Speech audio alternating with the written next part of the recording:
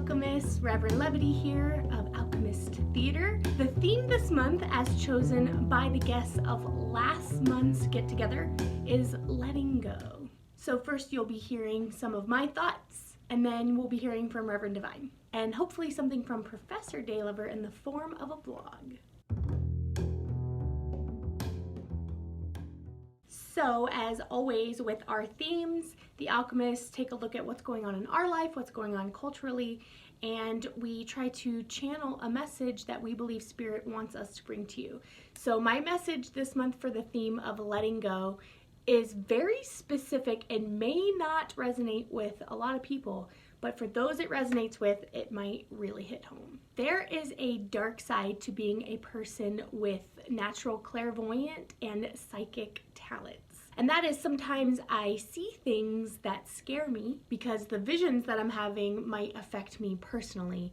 Like, for example, maybe I see something that triggers my jealousy or my selfishness or my need for control. The temptation, especially as someone who struggles with codependency and narcissism, or narcissism light as I like to call it, is to then try to exert control over the situation, this vision that I downloaded, in an effort to thwart what I saw. And this is really hard as somebody who has been given the gifts of foresight. It reminds me of that television show from the early 2000s called Early Edition, where the main character would get tomorrow's newspaper on his doorstep, and then he would go out of his way to change the course of events. And that's totally different, because if you have been given the gift of foresight and there are things that you could make a difference about, then you absolutely should. Apparently Charlotte wanted to be a part of this video. Oh, she looks angry. She's an angry old lady. You just gotta let it go, Charlotte. You just gotta let it go. The hard part for me has been learning a couple of things. First of all, when are the visions that I'm downloading really just projections of my path logos? Path logos being the lens through which I see the world. So my path logos is formed by my inner child, my wounds, my traumas, my biases, my judgments, and the way that I see the world, my shadow, my unintegrated shadow, my gifts, my talents. And so all of those things create my path logos, the lens through which I see the world. And sometimes you can be projecting your own stuff onto a neutral situation and deeming it as a vision, a psychic vision, a clairvoyant download, something like that. So learning to decipher between when I'm projecting and when I'm actually downloading clear and specific visions from Spirit, that's been one part of my journey. The other part has been learning to decide between when I should do something about the vision that I'm having, whether to make it happen faster or to completely circumvent it from happening, versus when I need to learn to let go. An example of when a clairvoyant or a psychic could use their powers selfishly, this is a really superficial kind of high school example, but it really paints it perfectly, so I'm going to go with it. Let's say you have a crush on someone, and one day you have a vision of this person that you have a crush on having a really great, profound relationship with, let's say, your best friend. As the psychic, you now have this vision, and you have a choice to make. You could act selfishly and attempt to thwart that vision by making sure that those two people don't spend any time together, or by... That was the sound of my cat puking. Talk about letting go, am I right? Oh God. Or you could spend all of your time and effort trying to hook your best friend up with another partner so that they become in a relationship and will never discover their feelings for this other person. Again, this is a very superficial example, but it really paints a picture of how somebody, given the gift of vision, could use that for their own selfish gain. And it can be really hard to learn to let go. Because the truth of the matter is, if that is a psychic vision of those two people falling in love and being together, no matter what you do, how much manipulation or control you exert over the situation, it's probably gonna still happen anyway. In fact, you could even end up playing a role in that simply by trying to be involved at all. So the real gift and the real healing comes in the psychic clairvoyant person learning to let go, no matter what their visions are. It can be a real test of patience, faith, and trust for the person given the gift of foresight to let go and let God. So much of my journey this last month, and I do blame those who chose this theme for forcing me to learn this, is learning to be with my visions, allowing them to be, staying open to what's a projection versus what is a real download from spirit, and then trusting God to bring events to fruition as is in thy will. Thy will be done. So now, of course, the question is, how do you know when you're projecting, and how do you know when you're supposed to let go and let the vision be? And the answer is, you gotta do your work. I know that's super vague, but what is the work? Meditation, prayer, constant self-reflection, and shadow work. And because it is so hard to see ourselves, I highly recommend creating a network of people that you love and trust, who are trained in this work, who can give you honest feedback about what you may not be seeing in yourself. By staying on top of your work, especially your shadow work, you can keep your lens clear, you can keep your shadow integrated, and then you can sit more confidently in knowing what exactly the visions that you're having are about and how to sit with them, keep them to yourself, share them when it's time to share, and exactly what role you're meant to play in them. For all you psychic, clairvoyant, alchemists with the gift of foresight out there, I would love to hear how this message resonated with you and how it applies to your life. Thanks for watching.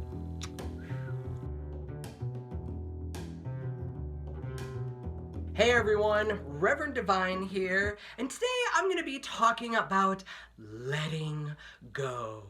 And is anyone else super tired of the phrase, let it go? It seems at the core of so many of our spiritual practices. Insert commentary here about the phases of the moon and the seasons changing and the waves of the ocean, or insert story here about a metaphorical snake shedding its metaphorical skin. We talk about release and letting go quite a bit, but often when we talk about it, we underscore its difficulty and tend to glaze over the practicality and the steps one needs to take in order to actually release and let things go. And that's really what I want to talk about today. We've all experienced the difficulty and challenges of letting go in our life, within ourselves and with those around us. We've all had those friends, coworkers, and families who, though we're patient and understanding of where they are in their journey, sometimes feel that energetic drain, and it can have some severe consequences like distancing ourselves or putting up walls and barriers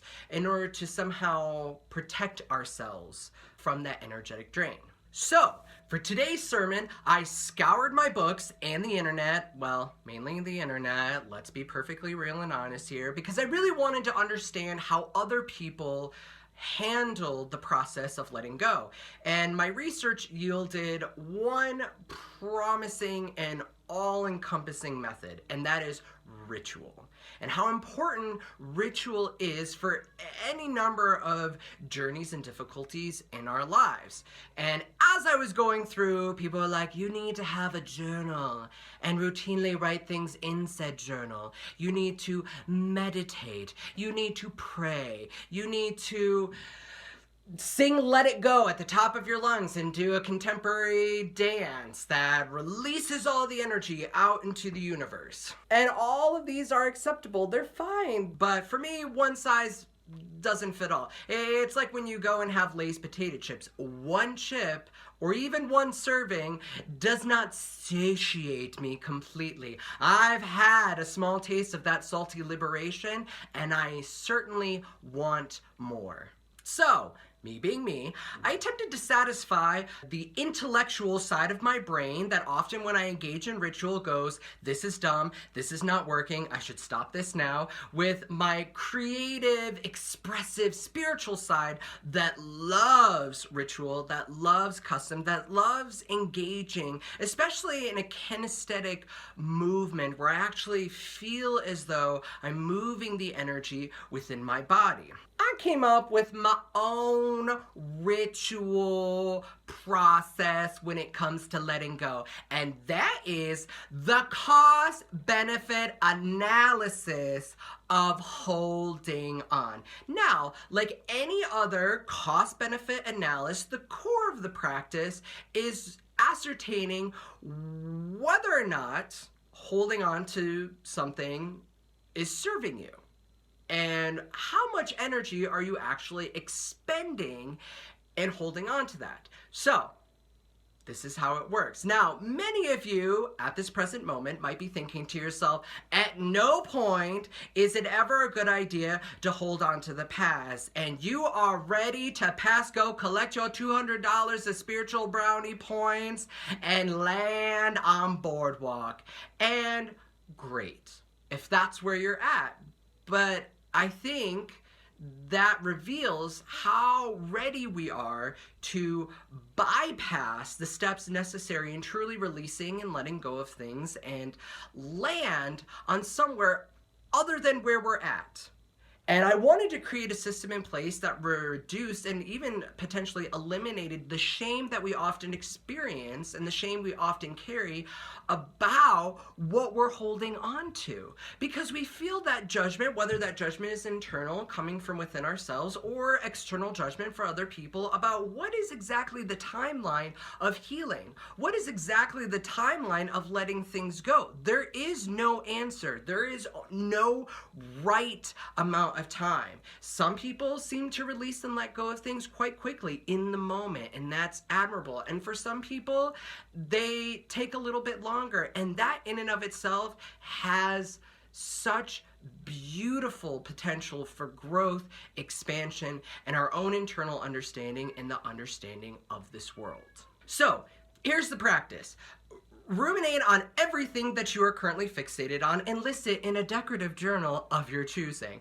Next to each line item, decide how much energy out of 100 to make it easier for us mathematically disinclined individuals that you are currently spending on said feeling, emotion, situation, story every day, week, or month, whatever timestamp feels most appropriate for you.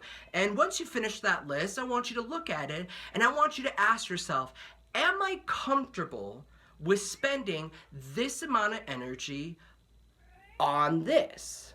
And if you are, great, you've made that decision for yourself. You've decided that you're comfortable with the amount of energy you're expending on whatever event or situation, because maybe that's what you need right now. Maybe you do need to pour your energy into it, and that's okay. If you're comfortable with it, then it doesn't matter what anybody else thinks. Again, this is about the judgment that we internally create or the external judgment that others place upon us based upon the belief that we should be somewhere other than we're not. Now, if you've asked yourself that question, am I comfortable with spending, let's say, 25% of that 100 on this situation? You go, no, I'm not really comfortable with that. That seems kind of a lot, and I'm kind of ready to move on, but if it's not a resounding yes, then I want you to sit with it for a while and ask yourself a couple of follow-up questions.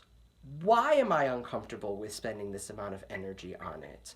And what do I need right now in this moment to shift some of that energy and to bring that percentage down? And then I want you to listen to your intuitive compass, because there's no right and perfect path. There's no one size fits all. There's no one model that's going to work for everyone and in every situation. And so that intuitive feeling, that internal voice may tell you, hey, maybe I need to talk to someone, either professionally or someone in my social group, about what's going on right now. And maybe I need to write out the entire story and all of its details and reflect upon it. And then maybe I need to change that story. Maybe I need to go out into nature. Maybe I need to read, meditate, pray, do some yoga. Whatever it is, whatever comes to you, do that. And then a day, a week, a month later, you're gonna take out that decorative journal that you've been wanting to put to use for so long, and you feel so proud of yourself because you finally are. And then you're gonna make that same list, and you're gonna ask yourself how much energy you're spending on each situation. And notice if anything has shifted. And if it hasn't, That's okay. All that reveals to you is that you tried something, it didn't work, and you need to go back to the drawing board and try something different. This is a trial and error experiment. And maybe meditating for one of those items worked really well, but this other item, not so much. Ask yourself the question again, am I comfortable? And maybe after some trauma, some story has reduced in percentage by 5%, you go, I'm comfortable with that for right now. Maybe you feel on a roll. You're like, ooh, I am shedding everywhere. Great. I want to keep going. I want to release and let go. What do I need to do next? And have fun with it. Really, spirituality sometimes feels like this arduous journey and that this release has to be hard, but allow it to be fun. You know, allow it to be creative and expansive in the ways in which you do release and let things go. Maybe it's a kickboxing class. Maybe it's a solo journey across the United States in your car and some Spotify playlists about release and letting go. Maybe it is that interpretive dance. Whatever it is, don't be bogged down with this idea of this is stupid and isn't working. Because remember, if it doesn't work, it just means it's an opportunity to go back to the drawing board and do it again. You can always pause this list. You can always put it away for a little while. You can return to it as often as you need to because you have agency over how quickly you are moving along on this journey. Quickness doesn't mean that you're further ahead, doesn't mean you're more spiritually advanced, does not mean you're more enlightened. It's just the speed with which you're comfortable with moving through things. Sometimes if you move too quickly, you're going to glaze over and you're going to ignore or bypass or overlook certain important details that are essential to your growth. But don't worry, the universe has a wonderful way of bringing those things back around in new situations. So going quickly isn't always necessarily the best practice. It's whatever feels most appropriate for you. Thank you so much for tuning in. We cannot wait for Justice happening this September. Make sure you like our page. Make sure you check out our website for all the amazing happenings here at Alchemist Movement. Hope you have a fantastic rest of your day and week. And God bless. I love you. Praise.